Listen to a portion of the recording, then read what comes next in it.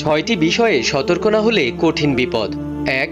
মরা মানুষের আত্মা আপনার সামনে ঘুরে বেড়াচ্ছে। এমন কিছু দেখলে ভয় পাবেন না, আয়াতুল কুরসি পড়বেন, কারণ জিনেরা মৃত মানুষের ছদ্মবেশ নিয়ে ঘুরে বেড়ায়।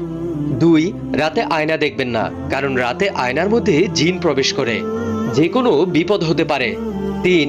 যদি রাতে আপনি মিষ্টি জাতীয় কোনো কিছু খান, পিঠা অথবা মিষ্টি, তাহলে বিড়াল অথবা সাপ যদি আপনার সামনে পড়ে তাদেরকে কিছু একটা অংশ দিন, কারণ জিন বিড়াল এবং সাপের রূপ ধারণ করতে পারে।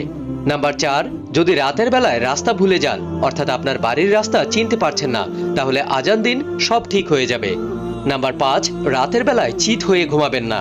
এক প্রকার ভুয়া জিন রাতের বেলায় চিত হয়ে শুয়ে থাকা ব্যক্তিকে চেপে ধরে।